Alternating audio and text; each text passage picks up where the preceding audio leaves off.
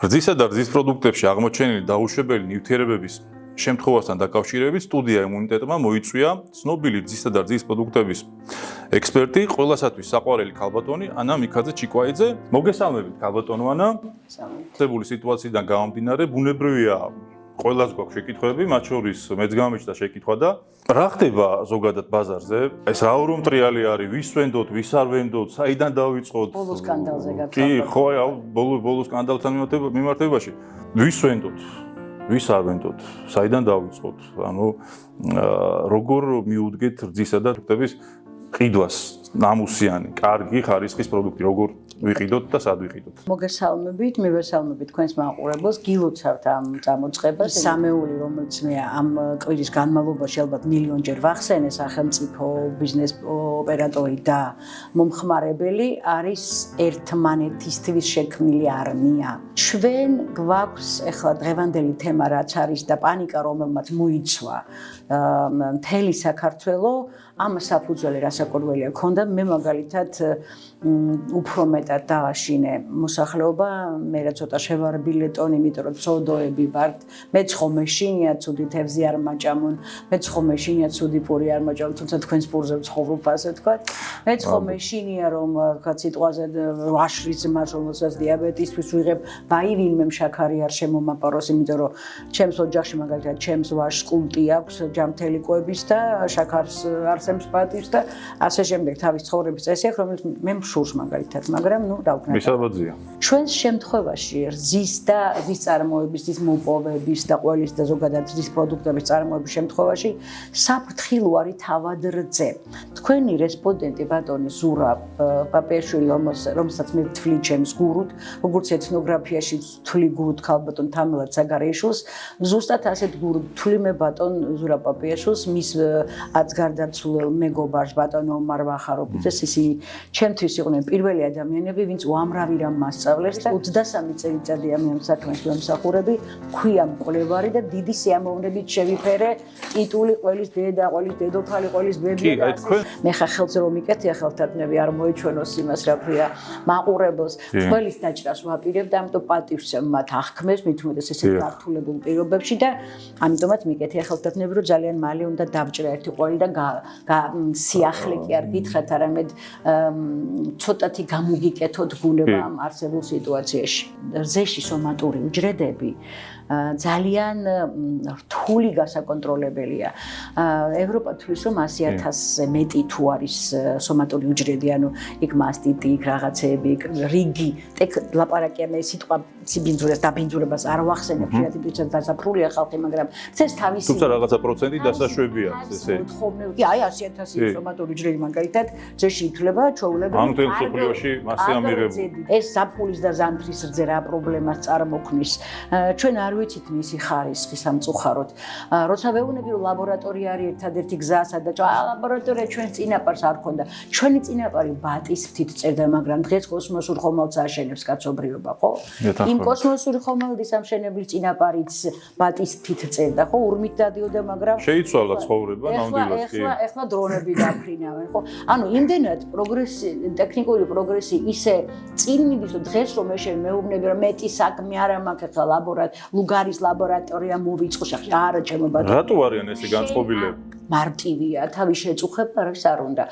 სახელმწიფო ვალდებულია. კი ბატონო, ვეთანხმები, რომ სახელმწიფო ვალდებული, ამიტომ არის ჩემი სამეული განუყოფელი სახელმწიფო ბიზნეს ოპერატორი და მომხმარებელი, ჩემთვის არის განუყოფელი. ყველაზე ამბიციური, ყველაზე პრეტენზიული უნდა იყოს სწორედ მომხმარებელი. და თქვენ ბოლოს როდის ნახეთ თემო მაღაზიაში, მარკეტში სათვალე მომარჯვებული და ლუპა მომარჯვებული ადამიანები ვარგისიანობას უაკვირდებოდეს.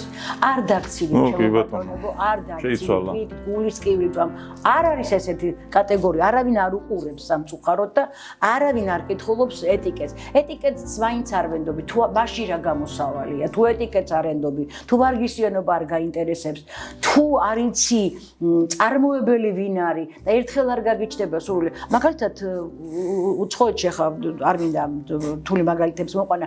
ღია კარის დღეები აქვს, ხო შუს ახლა გამოაცხადა იმ რა ქვია ფერმამ რომელსაც მოყვა ეს სკანდალი, რომ ვაწესებ ღია კარის დღეს და ჩამოდით ისეთ გინდათ და დღეს ამ სკანდალმა მე მაგალითად ყველა ეთერში სადაც კი მოვხვდი, ყველგან თქვი, რომ მადლობა კოსმოსს, მადლობა ღმერთს, ეს სკანდალი გამოიწვია.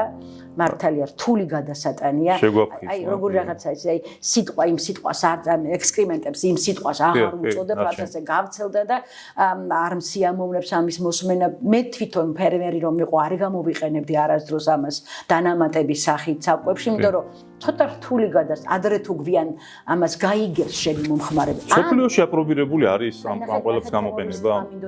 ან თავიდანვე უთხარი შენს მომხმარებელს, რომ მე ამას ხმარობ საქონლის კვებაში. გინდა იყიდე ჩემი ძე, რას აკეთებს ეს სასაცვარო პროტეინს მაძლევს, როგორ პროტეინს უნიკალურს. კი ბატონო, ამერიკაში დღემდე არ არის აკრძალული. ბრიტანეთში არსებობს ესე ქვეყნები, სადაც ეს ყველაფერი გამოიყენება.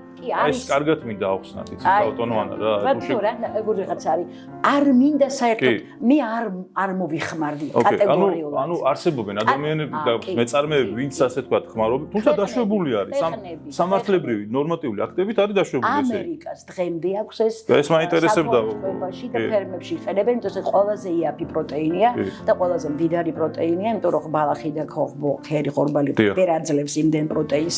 და როცა შენ ხარ ინდუსტრია, დიდი ინდუსტრია და შენ აწარმოებ, სადაც პროტეინს თავისი ციფრი აქვს და უნდა დაცვას, ამიტომ ყველაფერს აკეთებ, რომ შექმნე კომბინირებული საკვები. მე კიდევ ერთხელ ვიმეორებ, იმიტომ რომ მე ხა მაინც ფილოლოგიიდან მოსული ადამიანი ჩემთვის ახლა ხატავლე. ჩემთვისაც მიუღებელი არის, ეთანხმებით, კი მიუღებელია ჩემთვისაც აბსოლუტურად, იმიტომ რომ თუ არსებობს სხვა ალტერნატიული პროტეინი, რითიც შეიძლება იყოს მეწვეულმა საქონელმა, რაც გამოვიყენებ ალტერნატივას, სადაც რა თქმა უნდა ეს რაღაცები არ იქნება. ასეთი შემთხვევები მსოფლიოში, აი ხა შევეხეთ რა გამოიწვია ბრიტანეთში, გახსენდებათ რა დიდი პრაქტიკა გაქვთ და ბევრი გაქვთ გამოვლილი. აი უახლოეს ისტორიაში ან ცოტა იქით კი ბრიტანეთში მოხდა ბრიტანეთში ზუსტად მოხდა ბრიტანეთში ხო ის რა ქვია ძროხის ცოფიც კი გავრცელდა ანუ ხდება რასაკვირველია გამოცდილი ფერმერი გამოცდილი საგლეხო მეურნეობა არასდროს არ იქცევა ასე უხეშად და ასეთ რისკის ქვეშ არ დააყენებს არც თავის ფერმას არც თავის ცხოველებს მე ვიცი ახლა ფილმი თუ გახსოვთ თუ დიპლომას ასიძო მუსიკას რო უკრავს ორკესტრი რო შეყავს ეს კი არის შარჟი კი არის რაღაც იუმორისტული ნიუანსი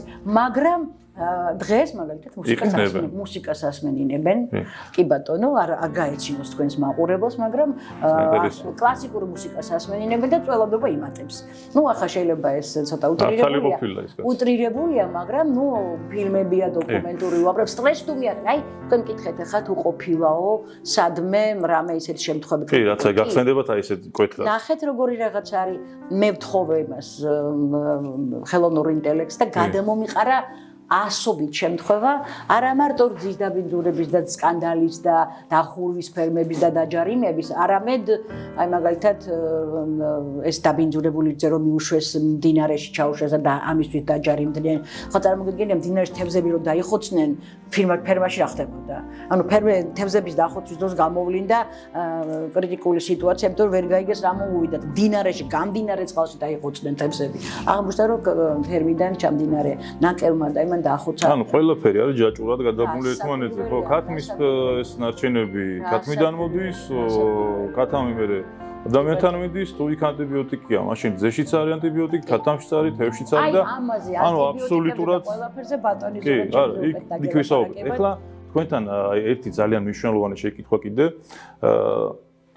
როგორ უნდა დავიყვანოთ რისკები მინიმუმამდე აი ვიდეობ ძეს ყველს როგორ შევამოწმოთ ფერის, სუნი, გემოვნუთვისებები, რისკები, ეს არის ძალიან მნიშვნელოვანი.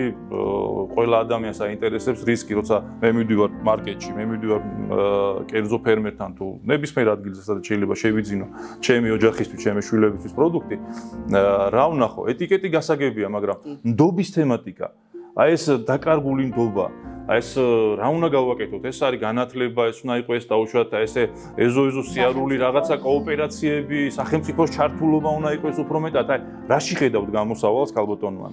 ესე იგი, მინდა აი რაღაცნაირად დავამშვიდო დღეს საზოგადოება ძალიან დასტრესილია. ძალიან, კი, მათ შორის მეც. დღეს მაგალითად არ დავასახელებ ასაკურველია გაყიდვების საბაჭრო მოედან სივრცეს, მაგრამ მითხრეს, რომ თითქმის ყველა ჰიპერმარკეტში შევიდა სურსათის უვნებლობა და სინჯავენ ყველაფერს, ქართულს, უცხოურს, ხორცს, თევზს, ყველა აი არმია შემოვიდა ჰიპერმარკეტებში და სინჯავენ. ფიქრობ ეს კარგი არის. რასაკვირველია. ეს არის კარგი მომხმარებლისთვის პირველ რიგში, მე ქვეყნისთვის. აი გუშინ ვიყავი ბოლნისში და იმ ნაკვალევზე ვიარე ზუსტად სადაც კუჩელმახი დადიოდა. ეხლა იქ არის სხვათა შორის შვეიცარიული აგრარული სკოლა.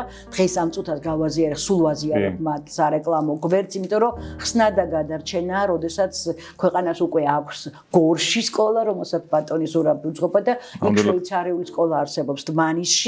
ზუსტად კუჩელმახის ნაკვალევზე დადიან და აკეთებენ. ანუ მეგობრებო, რა ძალიან მინდა ეს ყველაფერი კარგად გაითავისოთ. არა ვართ დაკარგულები რა. არც ისეთი კი პრობლემაა და მოსაგვარებელია, გამოსასწორებელია არ ვეთანხმები რა არანაირად, როდესაც ინფორმირება არ ხდება მომხმარებლის, მაგრამ რასაც ქალბატონი ანაბრძანებს ამ შემთხვევაში, რომ არსებობენ აი საგანმანათლებლო კერები, არსებობს ახლა თუ სახელმწიფომ უფრო უკეთესად მიხედა კიდე ამას რა ჯობია.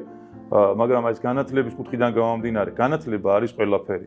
ეს არის თვითგანვითარება ადამიანისთვის, ეს არის ხსნა ჩვენი შვილებისთვის და მომავლისთვის და ზუსტად ის შვეიცარიული სკოლაც, მათი პრაქტიკა არის. ეს ალბათ კარგად დავიწყებული ქართულიც არის შვეიცარიული, ხო? 19 საუკუნემ ჩვენ დაგვიტოვა ძალიან დიდი სკოლა მეყველეობის, კუჩელმახმა თან ჩამოიყვანა ოჯახის წევრები იყვნენ ამეტერები, დაძმა თუ ცოლ-ქმარი ჩემთვის ცნობილი არ არის, თუმცა მათი ერთ-ერთი წევრი დასაფლავებულიც კი მაინც ერთ-ერთი აზერბაიჯანელი მოსახლის ოჯახის გვერდ და ისინი უვლიან მათ საფლავს რამდენჯერ ვარ იმ საფლავზე. ეგ სხვათა შორის როგორი პატივისცემა, ხო და უვლიან იქ აზერბაიჯანული. სხვათა შორის იმ კუჩელმახს ჰქონდა აზერბაიჯანულ მოსახლეობასთან შეჯახებენ და რაღაცა წელი გამოართვა, ფული ვერ გადაუხადა. ნუ ეს დიდი ისტორია, სხვათა შორის მე ვწერ რომანს ამბავი ყველაზე და იქ ეს კუჩელმახის დეტალები ყველაფერი შევა. ჩვენ რისკზე ვლაპარაკობდი და მე გავერთებდი რომ ჩემი 20 ყველაზე ვლაპარაკობ, გადავდივარ წარსულში, მომავალში და ნუ ეგრე როცა საქმე გიყვარს,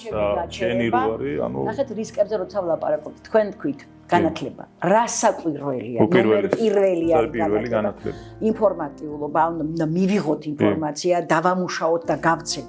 მე მაგალითად არ მეზარება, ახლა დილას შეეწო ჩემი შვილი, ფაქტობრივად მეგობარმა დილას შვიცადე დამირეკა და ერთ-ერთ სააგენტოს უნდა თქვენთან ლაპარაკი და იქნებ დათანხმდეთ და ისე მიკვირს ხოლმე. ყველას გონია რომ მე უცხოპირო ადამიანი ვარ და აუხ ჩემთან დარეკვა არანაირად, აი 3 წლის ბავშვმა რომ დამენძახოს რომ ყველაზე მელაპარაკე, მთელი დღე ველაპარაკე. იგივე თემა გუშინ თქო ქალბატონანაც და აგერ ჩამაბრძანდა გორში ისაც დიდმადლობას გიხდით არანაირი ხმაში დაზარება არანაირი და მადლობა არაჩვეულებრივია დღეში 3-4 ინტერვიუს ვაძლევ ნუ არ ვიცი პირიქით ენერგიებით ვივსები იმიტომ რომ ძალიან მინდა მოვეფერო ხალხს რომელიც დაავაშინეთ ეს დღეები დააშინა ერთმა კონკრეტულმა ჯგუფმა მაგრამ მათ ახლა ისეთი დარტყმა მიიღეს თუმცა სხვათა შორის მინდა გითხრათ რომ ის ჯგუფი არის პერფექციონისტული ჯგუფი მათ ფერმაში მართლა არ უნდა მომხდარიყო ასეთი რამ და აი ამ შეცდომამ რომელიც მათ დაუშვეს კვების რაციონში მარტო ებრაელებსო და ისინი ებრაელებს 80 ლიტრიანი ძროხები ყავთ ხა ერთი ძროხა არის ერთი ქარხანა ექსპერიმენტს აჭმევს და აი უზარმაზარი ძროხები ყავთ დიტანიან 2 წელიწადში ისინი პირდაპირ სასაკლაოზე უშვებენ იმიტომ რომ ხერხემალი უფუჭდებათ ცული უფუჭდებათ ჩლიქი უფუჭდებათ ვერდგანან დიდიტანიათ ფეხი ვერ უძლებს სულ განან და ჭამენ წყალსვავენ და რძეს იწველებიან იფხანენ მარტო ზურგს იმიტომ რომ გარეთ ვერ გადიან ნახეთ როგორი რაღაცა არის ხო გუშინ იყო ინტერვიუ იმ ბატონთან ისიც არის ეს ფერმა და საიდანაც სკანდალი დაიწყო და ახსენ ერთი სიტყვა მე სასაკლაოზეო ვაგზავნი ეს იყო მის ავადმყოფ ძროხებს აბა ჯამრთელს რა უნდაო ეს იყო მისი კიდევ ერთი ძალიან ძიმე შეცდომა კომუნიკაციაში მან ჩართო ისეთი მესიჯი რომელსაც რომელს ახლიდან დაიწყო მასზე დარტყმების განხორციელება და რატომ? მას უნდა ეთქვა მარტივად. ნახეთ როგორი რაღაცა არის ძროხას უჩნდება მართლა ჩლიქი სიტყვაზე ან ცური და ის ვერ წარმოქმნობს შთამომავლობას. თუ შთამომავლობა არ მოგცა, ლაქტაციის პერიოდიც არ ექნება, ანუ ზესაც ვერ გამოიმუშავს. ასეთ ძროხას არც ერთი ფერმერი დედამიწის ზურგზე მარსეც რო გააკეთოს ილონ მასკმა ფერმა, იქაც კი მას დაჭირდება რომ გამოიყვანოს, გადაახალისოს თავისი ფერმა. აი ეს უნდა ეთქვა ამ დალოცულს არა ის რომ რა უნდა სასაკლაოზე ჯანმრთელ ცხოველს აბარა ავატყობს ვაგზანი. ეს მძიმე წინადადებებია და ისედაც დაშინებულ მოსახლეობას ახლა კიდევ რძის თემის გარდა კიდე ხორცის თემა ემატება. ძალიან მაინტერესებს ჩვენ საუბრობდით იმაზე რომ საქართველოში არიან ისეთი მეწარმეებიც და მე მომხრევა რომ მათი სახელი ხმამაღლა გაჟღერდეს, იმიტომ რომ ეს უნდა იცოდნენ ყველამ. ასეთ ადამიანებს უნდა მოვეფეროთ ჩვენ, ვინც არიან ღირსეული მეწარმეები და ვინც ეროვნულ პროდუქციას, ასე ვთქვათ, მაღალ თამასას აუწევს. რას გვეტყვით, ანუ აი საქართველოში ჩვენ როგორც დავიწყეთ საუბარი, ანუ ვის შეიძლება ვენდოთ, ვინ აკეთებს დღეს დაუშვათ ისეთ ყველს, ნადუს, კარაქს, ასე შემდგომ ძის პროდუქტს, ვისაც შეიძლება აი ესე თვალდახუჭული ვენდოთ, ხო? აი როცა მაგას მეკითხებით და განსაკუთრებით ეს დღეები არ ფეთქებულია მოგეხსენებათ სოციალური ქსელი, რომელი ყველი ვჭამოთ? ჩემი პასუხი არის შემოწმებული. საგლეხო მეურნეობის იქნება, საოჯახო მეურნეობის იქნება თუ ინდუსტრიის ან თუ მცირე საწარმო, მცირე ინდუსტრიების არსებობს. ეხლა ნელ-ნელა მრავლდება ეს ორგანიზებული და ინტენსიური ფერმები და რასაკვირველია, მინდვრიდან სუფრამდე ეს ფრაზა არის ცნობილი საერთაშორისო ლოზუნგი. მინდვრიდან ჩვენც უნდა გავითავისოთ ეს, ჩვენ უნდა ვიცოდეთ, აი სიტყვაზე მეორე პრობლემა რო გაჩნდა, არ ვასახელებ სპეციალურად ამ იმას, რომ იცოდეთ ხელას არ არის. არის ხალხი ისე და ზედმეტად აღარ ბიზნესებიც ხო დაზაფხულები არიან და მომხმარებელი პირველ რიგში ნახეთ საკვები რა მარტო ის ხო არ არის სკორე ვაჭამეთ სიტყვაზე არის კიდე მეორე როცა ობი მოედო სიმიც ობი მოედო იმას და ძალიან ცუდი ბაქტერია შეეპარა რძეს რომელსაც ძალიან სავალალო შედეგები მოყვა მაგალითად ბავშვის ზრდის შეფერხება ღვიძლის გართულებები, სხვადასხვა ონკოლოგიური დაავადებებით. იმ პირველ პრობლემაზე ახლა სამ დღეში მიყვა ეს მეორე პრობლემა და უცბად დაიწყო ხალხმა შემოწმება უცბად წავიდა განგაში და ის საერთოდ დავიწყდა ხალხს. იმ პირველი ფერმის იმიტომ ლაპარაკი ანტიბიოტიკზე, რომლის მიმართაც რეზისტენტული ხდები და არ არის სასურველი, მაგრამ არ გკლავს და აგერ გამოჩნდა უარესი პრობლემა, ხო? ამიტომ კვებიდან დაწყებული, ახლა მე ვიცი ფერმერები, ჩემი თვალით მინახავს, მე ვიცი ფერმერები, როდესაც მოსავლის აღება აქვს, ახლა ბევრი ჰექტარი მიწა ვისაც აქვს, აი ესე აწევენ ბალახს შეხედავენ, ხო არ ჩახურდა, თუ ჩახურდა ესე იგი წავა სხვა პროცესები, ანუ ამასაც კი რასაკვირველია ძალიან დიდი გულით აქცევენ ყურადღებას და ასეთი ტიპის ფერმერებს ასაკურველია ჭირდება მოფერება და ხელი შეწყობა. მეორე მომენტი არის, რომ რას გააკეთებს ხელისუფლება ისევ და ისევ. რას გააკეთებს, გააძლიერებს თუ არა კონტროლს, უნდა გააძლიეროს და თავისთავად თუ კეთილსინდისიერია მრეწველი, ეს არის როგორი ფუფუნება თქვენ ვერ წარმოგიდგენიათ. აი თქვენ მაგალითად მე როგორ აღმოგაჩინეთ დიაბეტი მაქვს, გავიგრო მაკეთებთ იმას, რა ქვია, მაკადიდებულიძემ გამაწვე თქვენი თავი, გავსინჯე თქვენი პური, არა მიწია შაქარმა ერთი კვირა, ორი კვირა, სამი კვირა და მას მერე ყველა მაგას მეკითხება. სად არის ის ბატონი? თბილისში როდის ჩამოიტანს? კიდევ არის მეორე პური თქვენი კოლეგა მამას პური ალბათ გახსოვთ ხო? პურში და ყველში მე მაგალითად განებივრებული ადამიანი ვარ და ვიცი რომ არაფერი არ საშიშრობა არ მელოდება. აი ხა მე ყველი სპეციალურად სხვათა შორის და მინდა თქვენს თვალწინ გავჭრა და ორი სიტყვით გითხრათ რატომ არის ჩემთვის მაგალითად ეს ყველი მნიშვნელოვანი. მე ხო გითხარით ტექნოლოგიური პროცესის დაცვა, არტიზანულ ყოველთან მიახლოება, ტექნოლოგიური პროცესის ბოლომდე დაცვა, ტრადიციის არ დაკარგვა, იმიტომ რომ ჩვენ ვიცით რომ თვლებიანი ყველი უყვარს საქართველოს. ჩვენ ვიცით რომ კრაჭონა იმერული უყვარს, თერჯოლას თავისი აქვს, ხარაგაულს თავისი აქვს. იმერული კი არის კრეფსიტი, მაგრამ ყველა სოფელს თავისი აქვს. იტალიელს აბა უთხარი რომ პიავე პარმაჯანო ჯობია თუ რეჯანო პარმაჯანო გააგიხეთქავს თავს. პერსონა ნონ გრატად გამოგაცხადეს როგორ მაკადრა ეშეკითხო. ფრანკს ამენდერზე რომ რამე გადაბრუნებული სიტყვა უთხრა, მართლა გამოგაგდებს. ანუ უყვარ თავის ეროვნული ინდექსის მანიდენტობამდე დაიყვანა ყველი, პიცა, ღვინო. ეს ერები ამას არის ეს. ესეც უნდა იყოს და ჩვენც ასე უნდა მოვიცეთ. კი და ზუსტად იქენ მიმყავს საუბარი რომ როგორღაც აი ჩემთვის მაგალითად კვლევარმა რაზე უნდა იოცნებოს იმაზე მეტად, ვიდრე მას ექნება თავისი ცოდნის რეალიზაცია, სადღაც დაინახოს. ასეთი არის ასაკურველი, მე ოდესმე ჩემს შვილებთან ერთად აუცილებლად გავაკეთებ პოლის მუზეუმს, აუცილებლად ექნება იქ პატარა კარგი წარმატებებს გისურვებ, მაგრამ დღეს მე მაქვს, ასე ვთქვათ, ვუყურებ, მაყურებელი ვარ, ასე ვთქვათ, კონსულტანტი ვარ, მე იქ არ მონაწილეობ პოლის კეთებაში, არ ჩვეულებრივია ბატონის ზურას გამოზრდილი ტექნოლოგიები მუშაობენ, რესანი ზაზა და შორენაც შემოგვიერთება ძალიან მალე.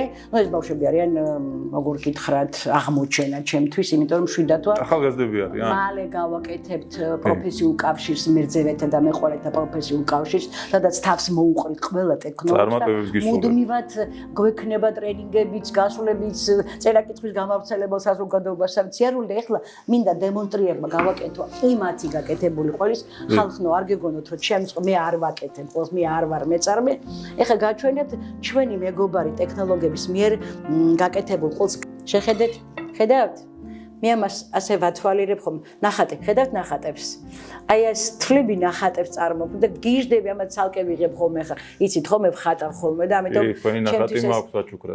ჩემთვის ეს არის ძალიან მნიშვნელოვანი თემა რომ აი ესე მივახციეთ იმას უბრალოდ მიაღწია გუდულის პატარა საწარმო მადლობა ამისთვის ქავტონ ირინას იმიტომ რომ ქავტონ ირინა იყო ესე ვთქვათ ინიციატორი იმის რომ ქონოდათ მათ საკუთარი ყოლის საწარმო ოღონდ ნატურალ ჩვენი ამდენჯერმე გადიხართ ევროპაში, შტატებში, ასე ვთქვათ, მათ შორის პოსტაფში და ქვეყნებში და ანუ რა დონეზე არიან ჩვენი მეზობლები, როგორც ევროპაში, ისე პოსტაფში და ქვეყნის სივრცეში.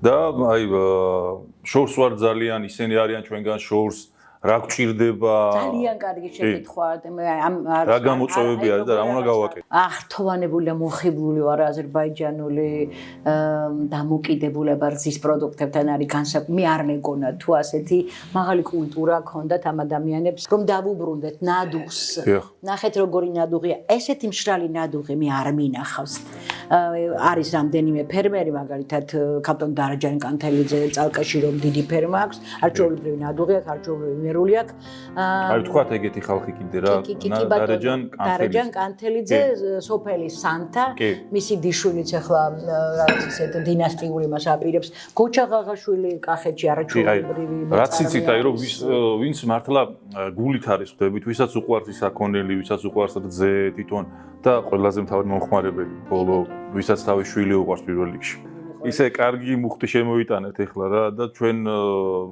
მაყურებელს და მსმენელს ეხლა ეს მუხტი გადაუვათ ხვდებით და ეს დაძაფრულობა მე ვფიქრობ რომ რაღაცა უფრო დააფიქრებთ უფრო სიკეთისკენ წაიყვანს და მოაძებნინებს სწორ ალტერნატივებს მე ვფიქრობ უფრო და განათლება პირველ რიგში განათლებას არ აქვს ალტერნატივა არც ერთ სფეროში ეხლა ჩვენ გვისმენენ ბავშვების, დიდების, პატარების და ბავშვებო, ჩემო შვილებო, ჩემო მეგობრის შვილებო, ყველა ის ადამიანი, ვინც ეხლა ჩვენ გვისმენს, აი განსაკუთრებით რა მოზარდება, აი გაითვალისწინეთ ყველაფერი, ხვდებით? ანუ იმიტომ რომ განათლება ეს არის უპირველესი რამ, რაც შეიძლება თქვენს ქვეყანას აჩუქოთ რა და რაშიც შეიძლება თქვენ ქვეყანას გამოადგეთ. აი მე გთხოვთ, რომ რაც შეიძლება ბევრი წაიკითხეთ, ბევრი ინფორმაციას გაეცანით, მოусმინეთ ესეთ გადაცემებს. ეს არის უნიკალური შესაძლებლობა თქვენ რო კიდე რაღაც გარკვეული საფეხურით გაიზარდოთ და აიწიოთ რა და რაც შეიძლება მეტი ქართული, მეტი კავკასიური. აი ეს თემატიკები დაიჭირეთ, არ გაუშვათ, ჩაებღაუჭეთ და აი ამ კუთხით განავითარეთ თქვენი თავი და თქვენი ქვეყანა. გულწრფელ მადლობას გიხდით იმისათვის რომ მოგვაწოდეთ აი ზღვა ინფორმაცია ამ მოკლე პერიოდში. ვფიქრობ რომ ჩვენი თვითონ ადამიანები ვინც გვიყურებენ, ვინც გვისმენენ რაღაც გარკვეული ინფორმაცია მიიღეს, რჩევა და არიგებები თქვენგან შეითვისეს და მე გთხოვთ რომ განსაკუთრებით გულისყურით მოусმინოთ თითოეული წამი და წუთი, მოასმენოთ ბავშვებს, მოასმენოთ დიდებს, პატარებს და გაითავისეთ მეგობრებო.